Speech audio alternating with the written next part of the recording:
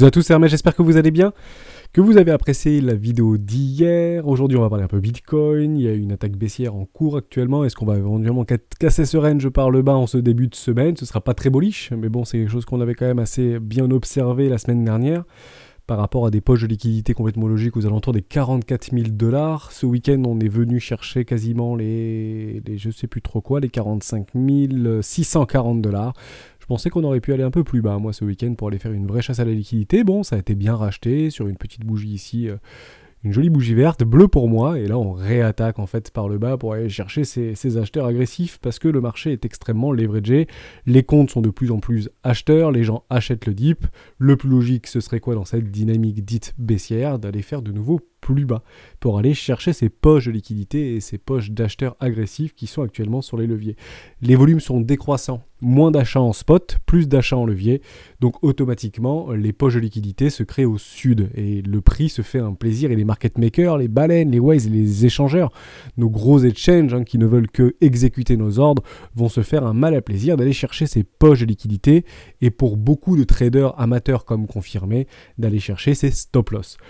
On va parler de tout ça, on va parler également d'un peu de prise de recul sur quelque chose, un travail que j'avais fait il y a quelques mois, quelques années maintenant, et je trouvais ça intéressant de vous en parler aujourd'hui, puisque c'est assez calme au niveau du marché, on est toujours dans ce range-là. On parlera aussi d'un petit tips très intéressant par rapport à Binance Lab, quelques crypto-actifs qui peuvent être intéressants, qui sont actuellement dans des zones de rechargement d'achat moyen long terme, et qui sont en fait incubé par Binance, donc ça peut être intéressant, ça s'appelle Binance Lab, je voulais vous en parler, et je vous partagerai un petit travail de ICTO qui a fait un travail fondamental sur Casper, on en parle de plus en plus, je voulais vous le présenter, pourquoi pas, vous pouvez aller le découvrir sur le Discord, on en parle maintenant. Allez, je vous en parle tout de suite de ce petit travail d'ICTO. Il nous a fait un petit travail fondamental sur la recherche de Casper. Vous le trouverez directement dans le Discord. Je vais même l'épingler, comme ce sera encore mieux. Regardez, hop, je vous l'épingle, comme ça vous pourrez aller le récupérer très simplement dans Discussion Crypto. Quand vous l'ouvrez, vous retombez sur Analyse fondamentale de Casper, c'est sur Evernote. Donc je l'ai lu un petit peu en diagonale, mais je trouve le travail relativement bien fourni avec beaucoup de richesse et de recherche, donc je trouve ça très intéressant. N'hésitez pas à le découvrir. Également, vous avez, alors à l'intérieur, vous avez Ghost Setting avec des targets et de targets de prix. Moi, j'ai vu passer sur Casper des targets à 250 $ l'unité. Donc actuellement, on est sur les alentours des 12 centimes de dollars et on voit éventuellement du 250 $. Est-ce que l'envolée 2020-2021 de Solana n'y serait pas pour quelque chose? On va un petit peu en parler si vous voulez ensemble en fin de vidéo. Mais côté Bitcoin, on voit une petite attaque baissière, là on est à 46 600 $ dans ce lundi. On aime bien voir généralement des lundis bleus ou des lundis verts, des lundis qui ont de la force quand l'ouverture de Wall Street se met en jambes. Bon, malheureusement, c'est pas vraiment le cas, c'est assez neutre actuellement. Est-ce que nos traders et nos gros institutionnels ne sont pas encore rentrés de vacances, ou en tout cas reviennent doucement de vacances et se racontent leur nouvel an? C'est pas du tout impossible, on est des êtres humains, ok, même si c'est très travaillé par les boots et par les robots traders. Bon, les grandes directions de prix, les grandes tendances se font généralement par des êtres humains, bien évidemment. On voit quand même que sur notre récit et sur notre MACD, on pousse fortement la divergence, on le voit très très bien. On fait en fait une divergence ici haussière, d'accord? Et on voit ici que le cours baisse. Bon, c'est assez simple à comprendre. On est quand même relativement bas actuellement sur notre RSI. On n'est pas dans un enfoncement de survente actuellement. On peut aller chercher des surventes avec violence et avec profondeur, quitte même à aller mécher sur les 40 000 $. C'est pas quelque chose de complètement à exclure, mais on voit qu'on pousse complètement la divergence ici, ça baisse fortement au niveau du cours, mais notre dynamique interne en daily sur notre MACD pousse à la divergence, fait des structures en W. J'aurais bien aimé un cross des zéros pour retrouver une dynamique haussière sur notre MACD en daily, c'est pas le cas, mais on voit quand même qu'il y a des choses qui sont en train de se passer actuellement dans la dynamique de prix, la dynamique interne du Bitcoin. Donc ça, c'est quelque chose de très positif. Ethereum qui se comporte aussi extrêmement bien. On vient chercher ses pressants en lot, on est en train de travailler et de continuer à essayer de casser cette tendance court terme baissière. Bon, on est toujours en train de travailler notre premier arrêt à court terme, donc ça c'est plutôt intéressant à voir sur notre ami Ethereum. Bon, il n'y a pas de souci, on travaille le premier arrêt, ça retravaille bien, on essaie de le racheter ici. Le plus probable, qu'est-ce que c'est tant qu'on ne vient pas casser, même à court terme ou à long terme, le premier arrêt, c'est de faire un nouveau sommet. Hein, jusqu'à preuve du contraire, il n'y a aucun souci. On voit que ça contracte en daily actuellement. On a cette compression ici sur notre MACD. Donc, ce qui est défini à terme, en fait, une violente poussée haussière, soit une violente poussée haussière, soit une violente poussée baissière pour aller chercher soit des vendeurs agressifs, soit des acheteurs agressifs. Bon, malheureusement, est-ce qu'on connaît la direction? La réponse est non. Néanmoins, quand on ne connaît pas la direction, on prend du recul et on essaie d'observer la tendance. Et la tendance de fond, actuellement sur la dynamique de prix, celle-ci est haussière. Ça tombe bien, la tendance est notre ami. L'objectif de Ethereum, c'est pas de faire un top de marché provisoire, c'est de faire un nouveau sommet dans les prochains jours et prochaines semaines. Voilà, ça c'était sur un pas important. On repasse sur Bitcoin. Je voulais vous parler des gaps aussi. Je ne sais pas s'il y a eu des gaps. On va regarder de suite s'il n'y a pas eu des gaps. J'ai oublié de vous en parler hier. On va aller regarder sur le petit gap CME. Il y a un gap qui s'est ouvert ici. Il y a un gap qui s'est ouvert, effectivement, et on est en train de le travailler actuellement. On ne le voit pas très bien en daily, mais ce week-end, on le voit très très bien ici. Là. Hop, si on passe en 4 heures, on voit qu'il y a un gap qui s'est ouvert. On aimerait éventuellement venir le travailler, ce gap. Hein. Ce serait intéressant de venir ici aux alentours des 46 275 sur notre Chicago Mercantile. C'est là où on voit en fait des gaps CME, puisque le Chicago Mercantile, au niveau des contrats internes sur le Bitcoin, ne sont pas cotés le week-end. D'accord? Et nos institutionnels aiment pas trop laisser des gaps. Bon, on voit qu'il y a un gap ici, on voit qu'il y a aussi un gap haussier aux alentours des 53 000 $ pour venir le combler complètement. Et j'aime bien venir combler, moi, des bougies pleines. Ok? Il y en a qui diront oui, mais c'est bon, ça a été méché, etc. Il n'y a pas de souci. Moi, je suis pas d'accord. Pour valider un gap, pour moi, il faut bien couvrir l'intégralité de la bougie. Et pour moi, c'est les 53 545 $ ici. Donc voilà, je pense qu'on va venir travailler ce tout petit gap-là. Ensuite, il y en a plus bas. Hein, vous voyez, on est sur les 32 515 $ sur le Chicago Mercantile. Et après, beaucoup plus bas, il y en a quand même un paquet. Et l'adage nous dit que 80% des gaps, 90% des gaps CME tend à être comblés tôt ou tard. Donc il y a eu beaucoup de gaps sur toute cette montée qui ont été créés, des gaps de rupture, des gaps de continuation. Jusqu'à preuve du contraire, ce qu'on aime voir comme gap, c'est clairement ce type de choses-là. Ça, on aime bien les voir. Ça prouve beaucoup de force au niveau de la dynamique de prix et la dynamique interne. C'est pas ce qu'on a vu ici, c'est plutôt le contraire. Est-ce qu'on viendra combler ce gap tôt ou tard? Si beaucoup de traders et d'investisseurs ont les yeux sur les 32 000 ou 34 000 $, il est probable, dans une dynamique long terme, moyen terme, haussière, qu'on ne vienne pas le combler tout de suite. Jusqu'à preuve du contraire, le Bitcoin est dans un bull run et non pas un bull market.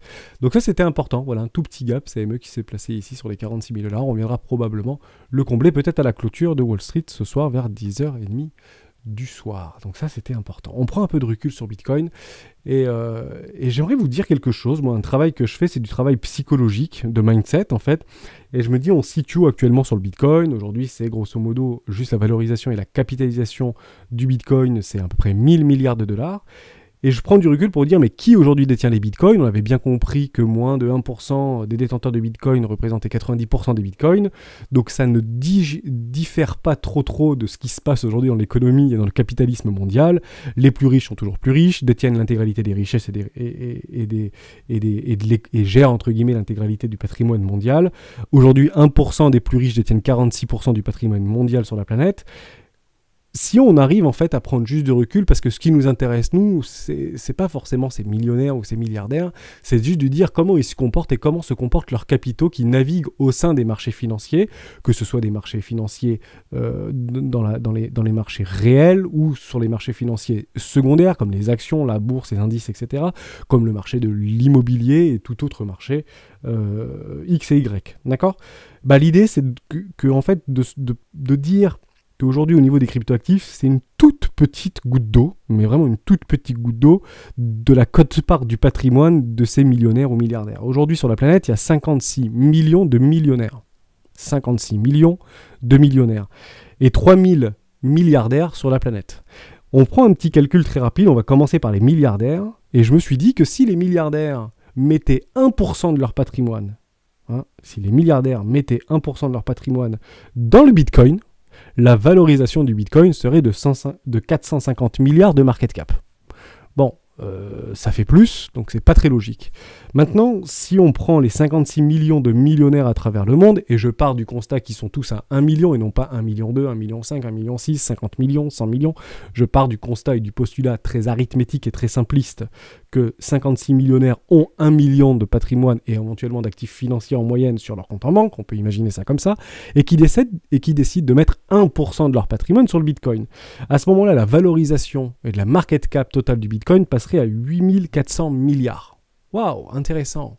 On passerait de 1000 milliards à 8400 milliards si seulement 1% du patrimoine financier ou 1% du patrimoine des millionnaires était investi dans le Bitcoin. Intéressant. Très intéressant. On continue un peu plus. Si maintenant on prend l'intégralité des 50% de la population mondiale, je vous laisse faire le calcul. Et le Bitcoin, pour moi, est dans l'ADN même et dans l'éphéméride même du Bitcoin. L'idée, c'était un petit peu de créer cette monnaie décentralisée du peuple. Et ça me fait penser en fait à une transition pour dire que, je pense que si demain tous les millionnaires, même s'ils ne comprennent pas vraiment ce que c'est le Bitcoin, même s'ils ne s'y intéressent pas, ça va finir et ça va devenir un phénomène de mode. Et on sait très bien que les riches, leur seul objectif, c'est probablement, pour une grande partie d'entre eux, je ne dis pas la majorité, mais une grande partie d'entre eux, c'est d'être encore plus riches. Et ils aiment, comme beaucoup, prendre et acheter les choses qui brillent. Et actuellement, est-ce que Bitcoin brille? La réponse est non. Bitcoin a brillé la première fois, c'était en 2017. Et ça, on pouvait très très bien le voir sur le Google Trend. Aujourd'hui, Bitcoin ne brille pas. Alors que depuis 2017, il a fait quasiment x3. Okay, ça me fait penser à quelque chose. On s'est peut-être retrouvé bête avec notre famille, avec nos amis pendant le Nouvel An et nos papis, mamies, nos frères, nos sœurs. Parce qu'on est, beaucoup d'entre vous sont nouveaux et merci de rejoindre le Discord de plus en plus et de vous abonner à la chaîne, bien évidemment. On se sent un peu bête quand on dit mais qu'est-ce que tu fais, t'as découvert le Bitcoin, mais c'est quoi le Bitcoin, parle-moi du Bitcoin. Et en fait on a beaucoup de mal en fait à donner une définition pure ou une définition simpliste du Bitcoin et de bon sens. Je me suis dit que c'était peut-être une bonne idée, avec un tout petit temps de retard malheureusement, de vous donner en fait ma définition assez simpliste du Bitcoin. Je vais vous la donner. C'est le Bitcoin pour moi, en fait c'est un protocole de paiement numérique peer-to-peer, de particulier à particulier ou de pair à pair, qui repose sur une technologie de stockage et de transmission de l'information. Ça, c'est ce qu'on appelle la blockchain. D'accord ? Il y a le Bitcoin et la blockchain du Bitcoin s'appelle aussi Bitcoin. Ok ? Jusqu'à ce jour, le Bitcoin a su répondre à 2 enjeux dans le monde moderne. C'est la transparence et la sécurité. Pourquoi la transparence et la sécurité ? Car Bitcoin est totalement libre d'accès aujourd'hui et son réseau fonctionne sans organe central de contrôle. D'où l'idée et le concept même de décentralisation. Dès lors, et ça c'est quelque chose de très important à dire, personne n'est propriétaire de Bitcoin et tout le monde peut voir à chaque instant l'intégralité du réseau Bitcoin en fonctionnement. Voilà. Bon, si vous n'avez pas suivi ce que je vais vous dire, je vous le mets dans la description, il n'y a aucun problème, cette petite définition. Mais juste apprendre ces 2 petites phrases et leur dire quand vous avez un copain, un ami, une famille, un père, une mère qui vous pose la question de mais qu'est-ce que tu fais avec tes bitcoins, je comprends rien sur ton wallet, expliquez-leur juste ça et vous allez voir que ça peut déjà embrayer une conversation bien plus constructive plutôt que vous dire ouais c'est de l'arnaque, c'est rien, c'est pour les contrebandiers ou pour les trafiquants de drogue ou les trafiquants d'armes ou je ne sais et que sais-je. D'ailleurs très intéressant, c'est en Australie je crois, ils viennent encore de saisir 800 millions de dollars de bitcoin parce que c'était entre guillemets utilisé à des fins pas très licites. Bon, oui, on voit toutes les adresses des bitcoins. D'ailleurs, si vous voulez voir la blockchain Bitcoin, pour ceux qui nous rejoignent, vous avez un petit site qui s'appelle blockchain.com/explorer, vous l'avez ici, et vous avez l'intégralité des mouvements et des transactions sur la blockchain Bitcoin, tout simplement. On peut aller chercher on peut attendre ici alors il n'est pas très rapide le réseau Bitcoin, on le sait, d'accord. Il y a beaucoup de machines et des cartes graphiques qui tournent derrière, mais c'est pas très très rapide. En sachant que là, ça bouge relativement peu, même si sur les exchanges ça bouge beaucoup au niveau interne même des adresses. Malheureusement ça va pas très très vite. Il y en a une belle ici, un peu plus d'1 million de dollars, 1,6 million, on va la cliquer dessus et on voit tout en fait sur cette adresse, d'accord. On voit la transaction qui est passée, est-ce qu'elle a été validée ou pas validée, et on peut même aller chercher, voilà, ça a rien coûté du tout, quasiment, donc c'était très intéressant. Ça a coûté quelques cents, au niveau des frais, ça a coûté moins de, alors de tête, je pense que ça a coûté grosso modo 4 euros, 4 dollars ou 40 dollars à peu près pour 1,6 million. Bon, c'est intéressant. Et on peut aller voir directement l'adresse de ce compte-là qui est ici. Quand vous cliquez sur l'adresse, vous voyez toutes les transactions. Ok, donc là on voit qu'il a... j'ai dû la louper là, 1,6 million alors. Mince. Bon, j'aurais bien voulu l'attraper. C'est pas grave. J'ai cliqué trop doucement. Bon, Bitcoin est plus rapide que moi. On va attendre encore un tout petit peu pour essayer d'en attraper une un peu sympa. Ah, ici, est-ce que j'ai attrapé? On va regarder en bas. La transaction est passée. Au niveau des faits, ça a donné quoi? Les faits, bon, c'est que dalle, hein. Regardez, je crois que c'est 20 balles ou 4 balles, je sais pas. Et au niveau de l'adresse, voilà. Bon, finalement, l'adresse est vide maintenant, et ils ont balancé 9 bitcoins. Intéressant, intéressant. Et on voit tout, sur quelle adresse a été envoyé, etc. Donc vous voyez l'intégralité, tel un livre ouvert, et on dit que la blockchain Bitcoin ou le protocole Bitcoin, c'est comme un grand livre ouvert, et vous voyez absolument tout. Tout ce qui s'est passé sur ce moment d'adresse. Donc on voit que c'est une adresse qui a fait qu'une seule transaction, aller-retour. Et derrière, il y a des adresses où vous avez peut-être 1 million de transactions ou 2 millions de transactions depuis son existence, bien évidemment. Aujourd'hui, l'intégralité du réseau blockchain, du réseau Bitcoin, c'est à peu près 300 gigaoctets. 300 gigaoctets. Donc c'est quand même pas rien. Hein. Au début c'était tout petit, puis maintenant ça grossit de plus en plus. Pourquoi? Parce qu'en fait il faut bien prendre tout ce livre en fait qui commence à grossir et c'est des pages en fait qui se rajoutent à ce livre et à cette histoire, tout simplement. Je vous mettrai ma définition dans le lien ou dans la description de cette vidéo. Également, pour ceux qui sont intéressés par des petites crypto-actifs, etc. et qui aimeraient avoir peut-être on avait fait une vidéo dimanche, c'était très intéressant. Mais peut-être un socle, là où il y a des gros exchanges, ou des, entre guillemets, des fonds d'investissement, ou des incubateurs qui poussent ces projets-là. Moi, j'aimais bien regarder Binance Lab, donc c'est complètement lisible sur Internet, hein. Vous mettez Binance Lab, et vous avez en fait les petites crypto-actifs dans lesquels se trouvent les cryptos incubés ou portés, éventuellement financés, que ce soit par des équipes ou que ce soit par une visibilité, un référencement ou de l'argent, hein, carrément. Binance investit et injecte des liquidités également dans ces projets-là. Bah, vous pouvez les retrouver ici, hein. Il n'y en a pas tant que ça, à peu près une centaine hein, actuellement. Vous vous retrouvez dedans, on en avait parlé récemment. Vous avez Solana, vous avez Axie Infinity, vous avez BitTorrent de notre ami Tron, vous avez Chiliz également, vous avez Contentos, bon, Perlin également, Perlin qu'on dit il est un peu dans l'œil du mal, oui, mais ouais, il est quand même porté par Binance, et je me dis que eux ont dû aussi faire des recherches fondamentales relativement poussées dans ce type de token et dans ce type de petites crypto pour pouvoir éventuellement les accompagner pendant quelques mois, quelques années, pourquoi pas, et les lister bien évidemment sur son exchange. Donc là, ça peut être intéressant. Partez du principe que on a plein de membres sur le Discord et je remercie encore notre ami Citeo pour Casper, et on peut confronter nos idées sur les fondamentaux, etc. On peut aussi s'inspirer de ce type de choses pour dire, bon, c'est peut-être pas une mauvaise idée si j'ai un doute, de se dire, bon, c'est quand même un truc qui a été porté comme 3 par exemple. Moi, j'avais un doute sur 3, je me suis dit, je l'ai vu ici, je l'ai acheté. Pourquoi? Parce que, bon, c'est Binance Lab. Alors, ça peut très bien valoir 0 peut-être dans 3 ans, hein, ou disparaître dans 3 ans.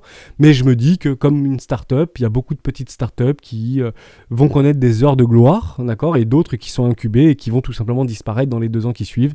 Et ben, les crypto-actifs, hein, c'est un petit peu comme les start-up, c'est quelque chose de nouveau, quelque chose de parfois éphémère.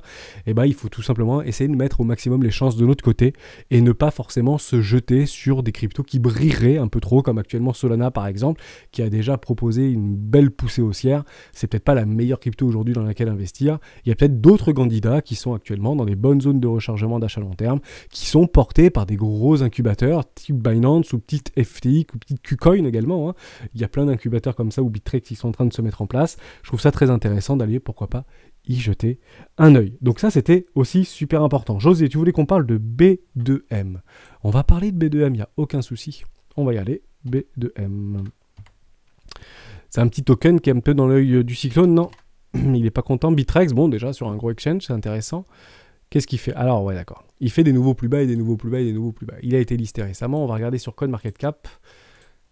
B2M. Je ne sais pas du tout ce que c'est, hein. Bit2Me, ça doit être ça. Ok. Sur la blockchain Ethereum, on peut aller voir le site, la petite communauté, on va regarder un petit peu combien il y a de personnes là-dedans.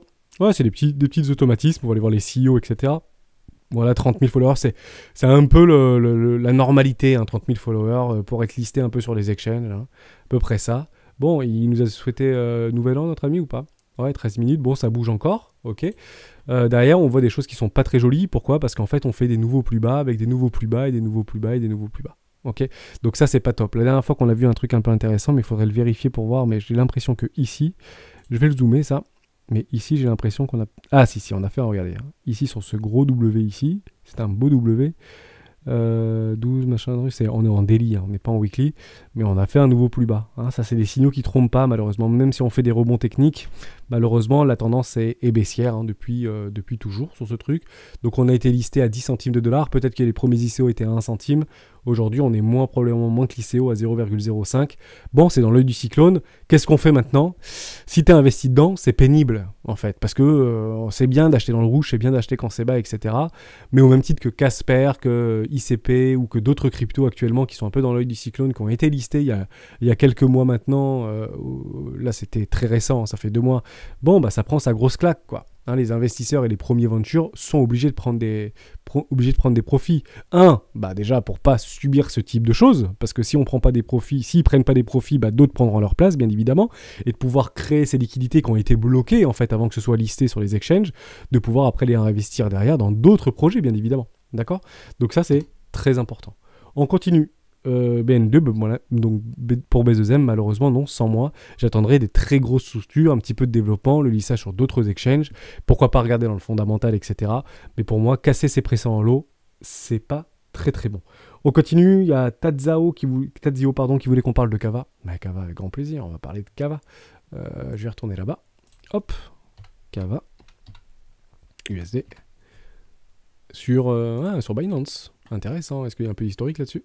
On va passer en weekly. Intéressant, Kava. Alors, Kava, est-ce qu'on est dans une zone de rechargement ou pas? On va aller voir l'historique, parce que là, c'est listé, on a pris une petite claque derrière la tête, ça fait toujours du bien. Derrière, on a une jolie structure en W weekly. Donc ici, déjà, j'ai mon roi de trèfle. Ici, j'ai un roi de trèfle. Ici, non, vous voyez, on a fait une petite mèche en dessous. Ça, c'est pas très bon, mais ici, j'ai aussi un roi de trèfle. Donc, on va essayer de se rapprocher de nos rois de trèfle. Et derrière, on voit que la valeur se déplace bien vers le nord. Donc, pour l'instant, la valeur se déplace confortablement bien. Je trouve ça très intéressant. On va regarder Kava au niveau de l'historique total pour voir à peu près à combien ça a été listé ce truc. Ok, ce sera Binance Chain, ok, très bien. Donc c'est une blockchain ou c'est un token? Oui, ça doit être une blockchain ce truc. Sur Cosmo Ecosystem, d'accord, ok, très bien. C'est un petit token. Derrière, on l'a trouvé à 0,41 centimes, 0,40 centimes. Au plus bas, j'imagine. Donc je pense que ça a dû, entre guillemets, à la base, être envoyé vers 10 centimes pour les premiers, entre guillemets, ICO. C'était aux alentours des 10 centimes, c'est un peu la norme, on le voit beaucoup passer. Donc on va mettre 10 centimes, comme ça on aura à peu près les bottoms de marché. Ok. Et là je vois 9 $. Est-ce que 9 $ c'est cohérent ou pas? Ici, sur CoinMarketCap, parce qu'il récupère ses datas, donc voilà, 8,71 $, bon on peut dire 9 $. On valide 9 $, il n'y a pas de souci. Est-ce qu'on est dans une zone de rechargement un petit peu au-dessus là? D'accord. Pour l'instant, on est un peu au-dessus. On est venu travailler sur ces... Regardez comme c'est bien travaillé. Je vais juste l'enlever celui-là. C'était pas très joli, mais on voit bien qu'on voit sur nos 618, juste ici, nos 618. On vient travailler, clôturer sur nos 618. C'est vraiment un chiffre Fibonacci, un retracement Fibonacci qui agit un peu comme un aimant lorsqu'on vient à casser notre premier arrêt ici. Vous voyez qu'on fait des structures de retournement en M weekly ici et on vient taguer tout de suite. Les 618, c'est comme un aimant et ça vient parfois avec violence et puissance. Bon, est-ce qu'on investit là-dedans? Honnêtement, les traders de tendance se régalent. Les traders de tendance vont acheter les bottoms de marché, revendre en fait dans la montée, derrière vont racheter, vont revendre dans la montée, vont racheter, vont revendre dans la montée, vont racheter, et puis pourquoi pas avoir un précédent height, un suivant height, ok? On est bien dans une dynamique haussière, les creux sont toujours plus hauts et les précédents plus hauts sont toujours plus hauts par rapport aux précédents, ok? Donc on est bien dans une dynamique haussière actuellement sur Kava, un petit peu haut pour moi, mais peut-être que ce truc a beaucoup de fondamental, on va regarder juste la market cap, qu'est-ce que ça donne? Oui, voilà, bon, quasiment 100% dilué. Je ne connais pas ce petit token-là.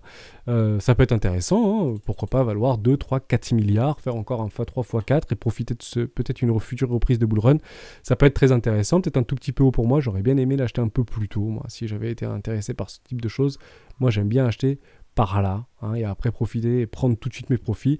Donc, dans la même idée que nos amis traders et traders de tendance, si tu décides d'acheter ici ou décides d'acheter sur des points bas, peut-être en attendant une petite structure ici, prends tout simplement rapidement tes profits. Très simplement, tu vas prendre tes 110%, on va chercher un nouvel ATH ou proche de l'ATH, tu prends tes profits et au moins tu n'es pas soumis à ce type de choses derrière. D'accord?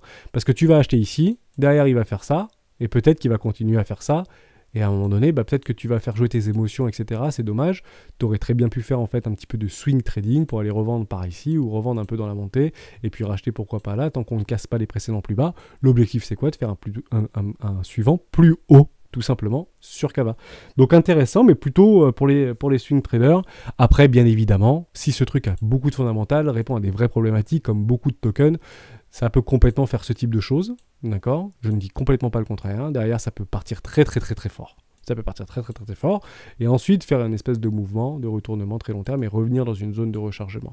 Et quand on voit ce type de choses ici, qu'est-ce qu'on s'en fiche d'acheter ici? Qu'est-ce qu'on s'en fiche d'acheter ici? Qu'est-ce qu'on s'en fiche d'acheter ici? D'accord, je suis tout à fait d'accord. Mais moi, je prendrais, si ce truc m'intéresse, un minimum sur les 618, et on n'y est pas très très loin. Je regarderai un peu le fondamental, c'est sur... mais c'était pas sur Binance, donc peut-être que le jour où c'est... Si, c'était sur Binance, donc why not? Why not pour Kava, très intéressant. Pour moi, c'est complètement ok, bien évidemment. Un tout petit peu, on peut atteindre peut-être un petit retracement, et il est vrai que si jamais Bitcoin commence à pousser un petit peu... dans les abysses, là, on est en train de travailler, on est à voilà, 46 400. Si on vient travailler, je pense, ici, là, sur les 42 41 000 $, et qu'on pose des jolis bottoms, sans nul doute qu'il est fort probable que Kava suive doucement. Hein, d'accord, pas dit que Kava fasse ça alors que Bitcoin retrace. Hein. Kava ira probablement chercher peut-être aussi un petit plus bas, et là, on viendra bien chercher notre 618. Pourquoi mettre un ordre ici, mettre un ordre ici, et si on vient casser les précédents lots, attendre une magnifique structure de retournement en weekly, pourquoi pas, hein. D'accord? Derrière, on sera toujours aussi, hein, regardez, hein. On pourra complètement faire demain de nouveaux ETH. Et ici, ce sera vraiment une très bonne occasion, projet de $, pour acheter du Kava, bien évidemment. Mais peut-être qu'on n'y tourne pas avant des mois et des mois et des mois et des années. Hein. Pourquoi pas? Je ne sais pas. On ne sait malheureusement pas de quoi est fait l'avenir. Longari qui voulait qu'on parle de Hedera. Hedera, bien sûr, oui, ça me parle. Aucun souci pour Hedera. C'est quoi le sigle de Hedera? Je sais plus. On va regarder là-bas. Hop. Hedera. Ah oui, H-bar. Hey, excuse-moi. Évidemment. On en voit tellement passer. Parfois, c'est un peu difficile. H-bar, un peu trop. Hein, on le regarde d'un seul coup ici. Hein, effectivement, là, ça a dû revenir sur les 618. Hein, ça a bien été repoussé. On refait un nouveau plus haut. C'est un peu du bas. C'est un peu tout ça. Bon, bah, H-bar parti. Hein. Malheureusement, on ne peut pas investir là-dedans. On est bien haut. Ben, effectivement, on est sur une valorisation. Si vous achetez maintenant, vous achetez à 15 milliards. On est proche des 1% de market cap global hors distribution totale de 36% actuellement sur H-bar par rapport à la blockchain Ethereum. Hein, on est à peu près à 1%. Donc, ce truc peut continuer à pousser très fort. Je ne dis pas du tout le contraire. Par contre, je pense qu'il a eu le gros de sa montée, hein, des ventures qui étaient juste là. On a fait une très très jolie poussée. Derrière, c'est plutôt du continuation de tendance. Ici, on n'est plus dans de l'investissement long terme. Après, si toi, tu viens d'arriver sur le marché, tu dis H-bar, c'est l'avenir, c'est certain, et je veux absolument investir dans H-bar, pourquoi pas, hein, on va le reprendre juste ici. H-bar, malheureusement pour moi, ce sera trop tard, mais derrière, tu peux très bien complètement imaginer, hop, on va chercher plus haut, de lisser tes achats, hein, sur les 0,50, on est sur une neutralité parfaite, peut-être ici, remettre sur les 618, attendre un petit peu ici, et du moment que ça ne vient pas casser les pressions en haut, peut-être attendre une super structure, un peu comme BAT, hein. BAT, il a un peu cette structure de marché là, ADA, pardon, Cardano, il a un peu cette structure, mais il est plus près de là, actuellement, Cardano. Bon, peut-être intéressant de venir ici, recharger en zone de rechargement d'achat long terme. On y est venu, puis on n'y est pas très loin.